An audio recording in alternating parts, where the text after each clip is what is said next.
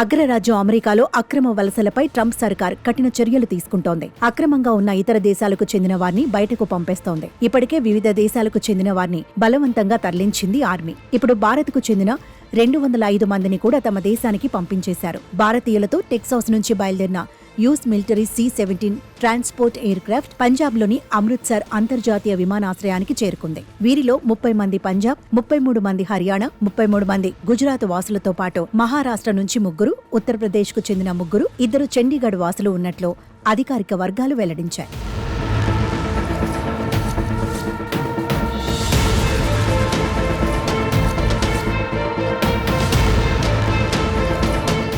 కాగా విమానాశ్రయానికి చేరుకున్న వారిని నిర్బంధంలోకి తీసుకోవాలని ఎలాంటి ఆదేశాలు లేవని, డాక్యుమెంట్ల వెరిఫికేషన్ పూర్తి చేసి ఎయిర్పోర్టు నుంచి వారిని బయటకు పంపుతారని విశ్వసనీయ వర్గాలు చెబుతున్నాయి. కాగా అమెరికాలో వీరంతా మైగ్రేన్లుగా గుర్తించబడ్డారు. వెనక్కి పంపే ముందు ప్రతి ఒక్కరి రికార్డులను పరిశీలించినట్లు ఢిల్లీలోని అమెరికా ఎంబసీ అధికారులు వెల్లడించారు. ఇక రాబోయే రోజుల్లో భారతీయ వలసదారులతో మరిన్ని విమానాలు అమెరికా నుంచి ఇండియాకు రావచ్చని తెలుస్తోంది. అయితే ఇందుకు సంబంధించిన నిర్దిష్ట వివరాలు చెప్పేందుకు అమెరికా రాయబార కార్యాలయ ప్రతినిధి నిరాకరించారు. దేశ సరిహద్దులను పటిష్టం చేయడం, ఇమిగ్రేషన్ చట్టాలను కట్టుదిట్టం చేయడం, అక్రమ వలసదారులను వెనక్కి పంపించడంపై అమెరికా గట్టి చర్యలు తీసుకుంటోందని చెప్పారు. ట్రంప్ పదవీ బాధ్యతలు చేపట్టినప్పటి నుంచి అక్రమ వలసదారులను గుర్తించి సైనిక విమానాల్లో వెనక్కి పంపుతోంది. ఇప్పటికే గటెమాలా, పెరు, హోండరస్ తదితర దేశాలకు పలువురిని తరలించింది.